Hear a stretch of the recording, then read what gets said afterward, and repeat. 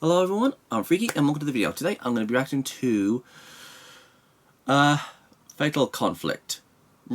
Rash, or Rush, is that Rash? Okay, it's Rash versus Michelangelo, Battletoads versus Teenage Mutant Ninja Turtles. So if you guys haven't seen that video, please go and watch that video first. What's that? Come back, watch it, what's this? Let's continue. Okay, I'm going to be honest with you. When I was a kid, I was a fan of the Teenage Mutant Ninja Turtles. I was a fan of the 1987 Teenage Mutant Ninja Turtles. Even though like it was like in the 80s sort of thing. I mean, I watched it when it was like in the 90s, because like during as time goes on, I mean things change. They make new series, that sort of thing. But I would watch the Teenage Mutant Ninja Turtles whenever someone recorded it or we bought on video, that sort of thing. So but the thing is, when it comes to the Battletoads, I've never heard of them. I mean, yeah, I have heard them like on the internet, but I've never actually watched them as a kid. I mean, I don't think there was like ported over here in the UK back in the day, but I've been hearing a few things about them, like there was like kids that was like teleported into a computer or something. So so yeah, I mean, I have been hearing people say, okay, so it's going to be amphibian versus amphibian when it comes to like these guys, Battletoads versus Teenage Mutant Ninja Turtles. I mean, yeah, I have seen like a few videos there and there when it comes to these two fighting each other. So and there's been people saying that they should have a crossover and stuff. But anyways. Who do I think is going to win? Well, from what I've been hearing, Rash, can like metamorph his body or something, and I'm not really sure how true that is. I mean, like I said, I haven't like watched the series. I don't know what it's about, but knowing videos like this, he'll probably tell me like what this character is, what he does, etc., etc. And when it comes to Michelangelo, I know who he is. Michelangelo is a party dooey. So there you go. Who do I think is going to win? I'm not really sure, but I'm going to stick with Michelangelo because I'm a Teenage Mutant Ninja Turtles fan. So there you go. So without further ado, let's get to watching. So this is Battletoads versus Teenage Mutant Ninja Turtles, and 3, 2, 1, and go.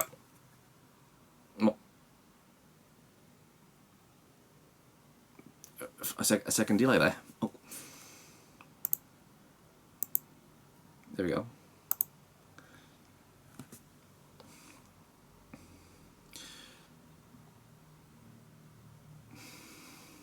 Hey guys, before the video starts, if you enjoyed this episode and want to support my channel, consider supporting me on Patreon. Patrons not only get a shout out in my videos, but will also get cool access to patron exclusive content, such as animation updates, alternate endings, sneak peeks, polls that'll determine what future projects will happen, even early access to new episodes of Fan War an entire week before they're released to the public, and of course knowledge regarding episodes long before they enter production. Now that's a deal worth fighting for. A deal worth fighting for. The link is down in the description below for those who want to join. But for now, enjoy the show.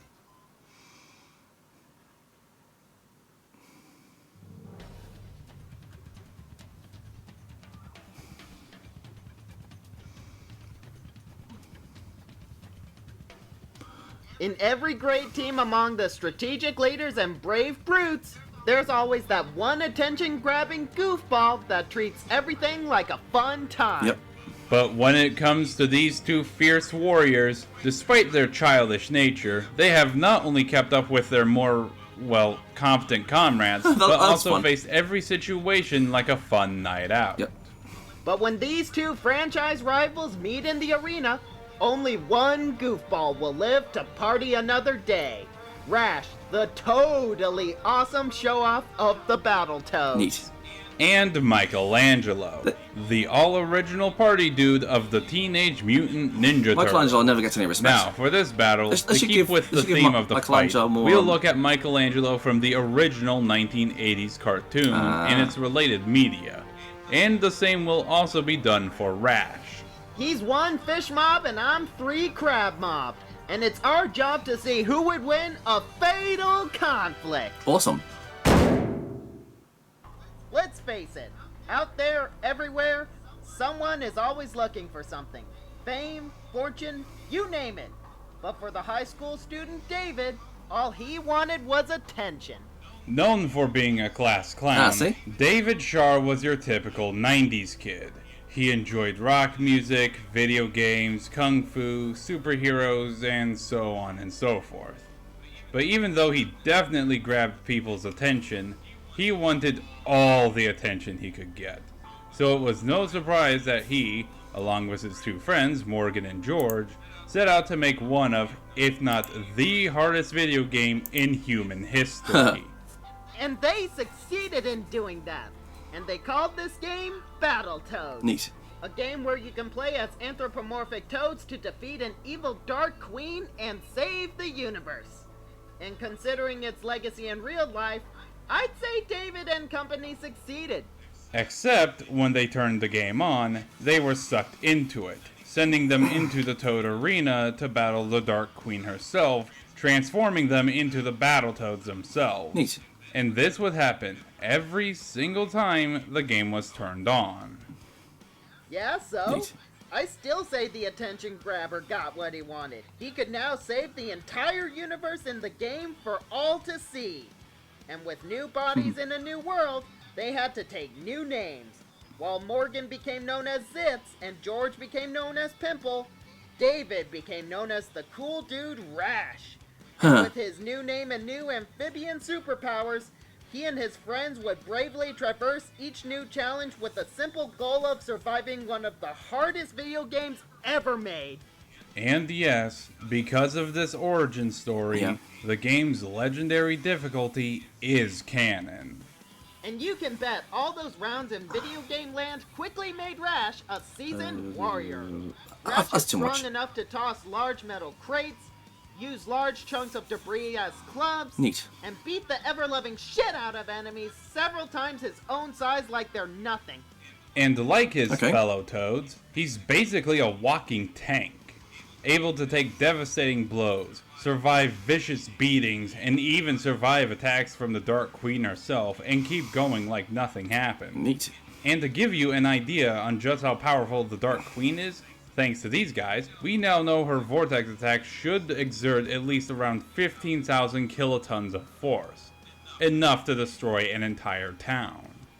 That may be impressive and all, but you'll need to land that attack on Rash first.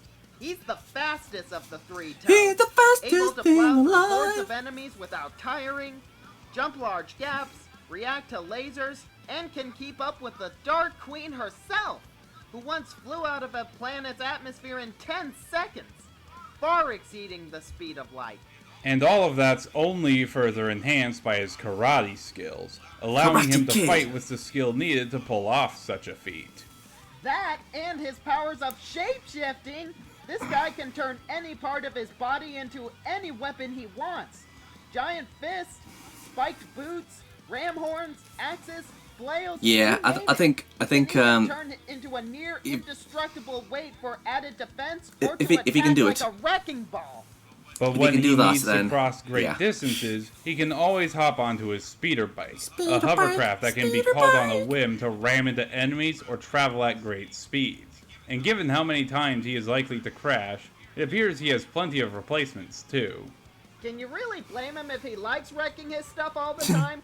He's not only considered the best fighter out of all the Battletoads thanks to having actual skills in fighting, but successfully bested all the Battletoad arenas, thwarted the evil Dark Queen with his teammates multiple times, and once even went to the world of Killer Instinct to battle ghosts, cyborgs, demigods, actual gods, and whatever the hell else the Killer Instinct tournament can bring just because he was bored. Neat. It's like nothing can stop this guy. Except for the fact that he's a cocky show. His flamboyant personality can get him into trouble, he lacks any truly good defense outside of his shapeshifting, and he really prefers to run into battle without any real plan or strategy. Hey, this Toad along with his buddies don't need any fancy planning.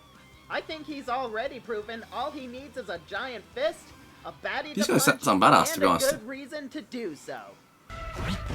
These cameos are killing me.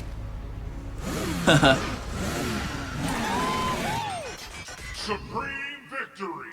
Neat. It was the year 1987, and for most of the planet, it was relatively no different than any other year. Except for New York. A crime wave struck so large that no one had ever seen one like it before. This was the Foot Clan. Huh. An ancient, dangerous clan of ninja who took over the New York streets and quickly made themselves top dog of the criminal underworld. No one could hope to challenge them. But for every yang, there is a yin. And eventually 4 heroes stepped up to challenge the Foot Clan. Teenage Mutant. 4 walking, talking Ninja Turtles. Awesome. And among these 4 unlikely heroes was the wisecracking goofball, Michelangelo. Yeah. But he wasn't always like this. He and his brothers were once ordinary turtles that got lost in the New York sewer system, where they were found by a former member of the Foot Clan, Hamato Yoshi. But one day, while doing what turtles do, they were all exposed to a mysterious ooze that turned Hamato into a rat and the turtles into humanoids. Neat. Now capable of being much more than just mere pets, Hamato, now going by the name of Splinter, trained Michelangelo and his brothers in the art of ninjutsu to become the city's greatest defenders and to stop the evil of the Foot Clan once and for all. But while Teenage his brothers Mutant prefer Hero actual Turtles. team roles, like leading the team or doing machines, Michelangelo prefers to simply have fun, treating everything cooking. like a game. As the youngest of the 4 brothers, Michelangelo enjoys all the things you could expect a 90s kid to enjoy. Skateboarding, monster movies, partying, surfing, comic books, and pizza. Lots and lots of pizza. He's addicted, Fish Mob. Quit trying to sugarcoat it. But despite his outer quirkiness, Michelangelo is still just as capable at fighting as his brothers are. He's strong enough to kick down metal doors, send larger opponents flying, and knock away boulders. And he's tough enough to be thrown through stone walls, and even being crushed under the very thing he loves. All that poor pizza dough. He was once even crushed under intense gravity with no ill effects. And note, this increased gravity could bend the metal street lamps around him. And when he's not struggling against gravitational forces, he's one of the more agile members of the Turtles, able to outrun polar bears and deflect laser beams. I don't think anything you does say. require him to at think, least move Rash has around got the this one. speed of light to achieve. And despite his outward appearance, Mikey has had the occasional moment of intelligence, like the time he took control of Krang's body with his game console, tricking bull-headed opponents to charge mindlessly into traps, Ow. using disguises, or, as he does more often, use the environment he's in to his advantage. He even knows how to pilot different kinds of vehicles. I don't know where that was covered in Splinter's training regimen, but sign me up! As he was trained his whole life in the art of ninjutsu, Mikey is able to wield various weapons of different make and style, an expert at stealth and infiltration, skilled in direct hand-to-hand combat, and is able to fight on par with other skilled fighters. They even received training from the 2012 incarnation of the Turtles to help them fight better. Neat! But this turtle doesn't just prefer using his fists or whatever trash he finds on the ground. He carries a pair of nunchucks, weapons that he spins around to strike with enough force to destroy robots, disarm opponents, or even let him float like a helicopter. What is this?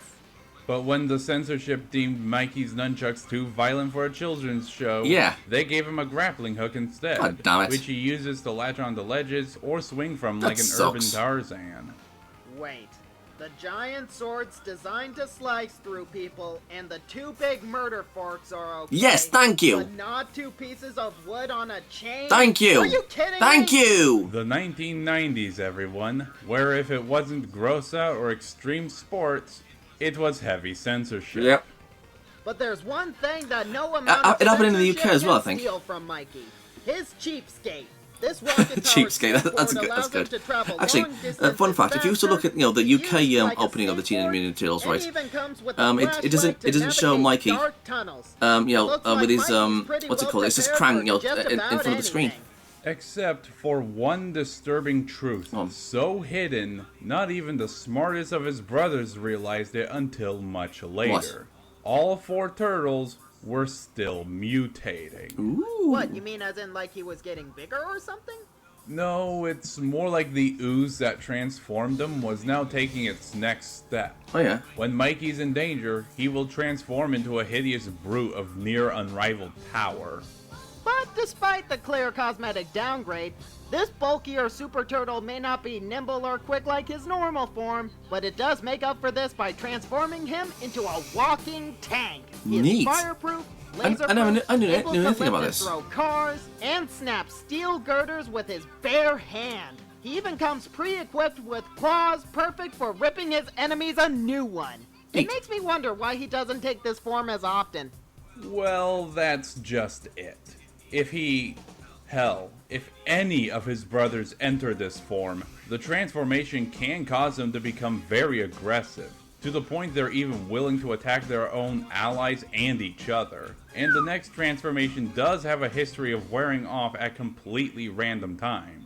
In fact, this next step in their mutation posed such a risk of getting out of hand, they had to cure themselves of this transformation just to prevent such an outcome. Neat. So he might have turned into a fire-breathing murder monster. So what? It's not like this is the weirdest thing Mikey's ever had to face. He's defeated all kinds of weird and wacky mutants, robots, warriors, and aliens on several occasions. He's I think rescued his brothers several times, traveled through time to retrieve the stolen Statue of Liberty, and is said to be the reincarnation of a great pharaoh. That's nothing. That's mental. He once teamed up with other versions of himself to save the TMNT multiverse, and once even teamed up with other 80s cartoon characters just to help a kid overcome his drug addiction. Yeah, I remember that. You know, out of all the things we've just discussed in this episode, the fact he teamed up with Winnie the Pooh, Alf, Garfield, and the Muppet Babies just to make a point to some random kid is probably the weirdest thing we've discussed all day. But truth be told, what else would I expect from such a crazy party dude? By the way it looks, he can basically do anything. Except that laid-back nature of his has also made him a liability at times. He can be clumsy, slow to recognize danger, Ticklish. tends to rush into battle without thinking things through, and most of the time, despite his mastery of ninjutsu, he will usually just throw whatever he can find at his enemies, regardless of what it is. Hey, I think Mikey's allowed to have a few flubs here and there. This dude's already proven to be so good at what he does, he eventually became Splinter's equal. So watch out for when this new ninjutsu master hears of a good old-fashioned throwdown happening in downtown. He'll always be there to bring life to the party. Pizza trophy unlocked. Get over here. Oh yeah, why is the pizza yet? What the hell? Why is the pizza? Alright, the combatants are Why set. do I have This battle shall have a no prep time, no outside help, or home field advantage. why do I have a crayon It's for pizza time now? to see who would win a fatal conflict! It's a fatal conflict.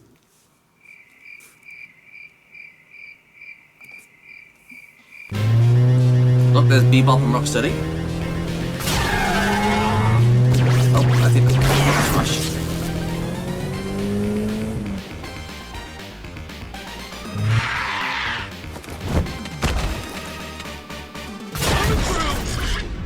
What was that?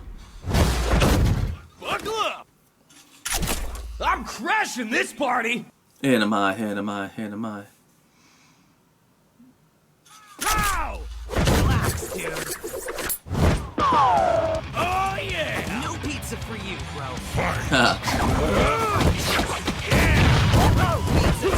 To be fair, I mean, in a realistic fight, it'd usually be the turtle that would win this fight.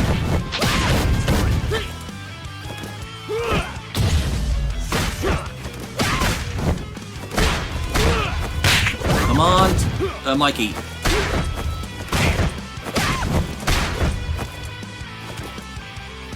Go ninja, go ninja, go. Go ninja, go ninja, go. Go, go, go. Get that toad.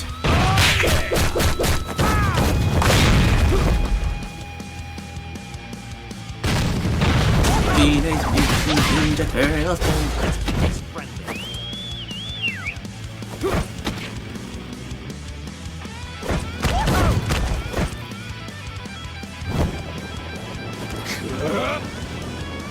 Oh yeah!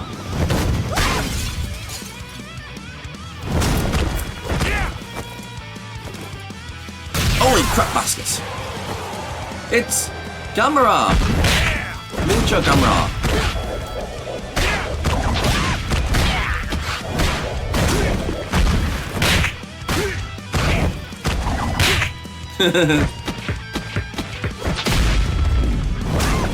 Come on, Mikey. Oh yeah! There he goes. Gamera! What the heck?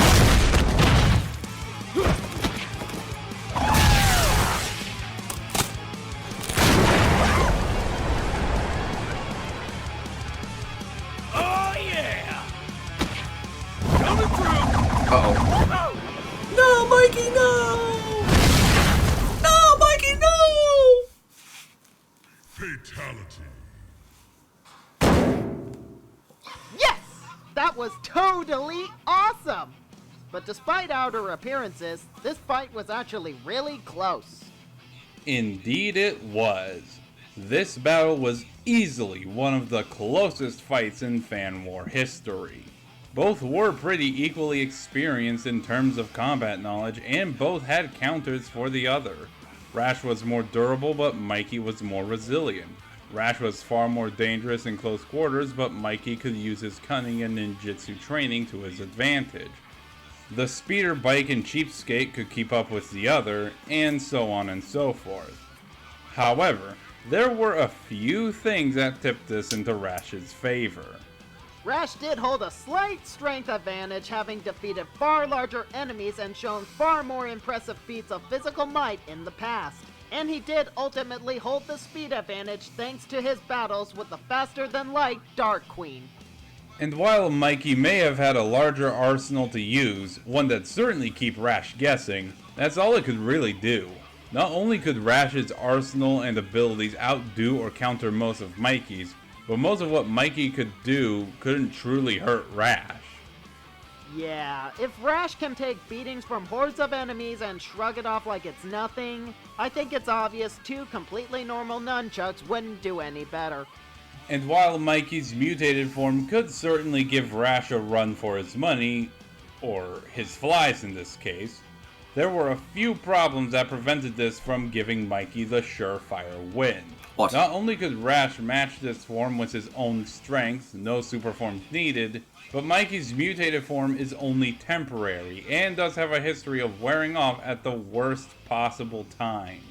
Add to that Mikey's tendency of rushing into battles against someone who specializes in doing just that, but with unpredictable shape-shifting powers, you got yourself a pretty clear-cut winner. In the end, Michelangelo may have been a more accomplished fighter that could make the battle very tedious for his opponent, but with his slightly better strength, greater speed, more effective arsenal, and a lot more ways to end the fight, Rash was basically prepared for a fight like this. I guess you could say Michelangelo finally learned the true meaning of shell shock. The winner is Rash. Someone was Next time on Fan War. okay. So it's me, Mario.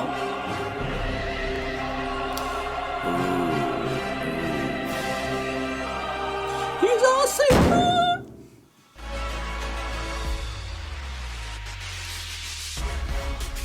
No, that was neat. Dun dun dun dun dun. MC Mikey.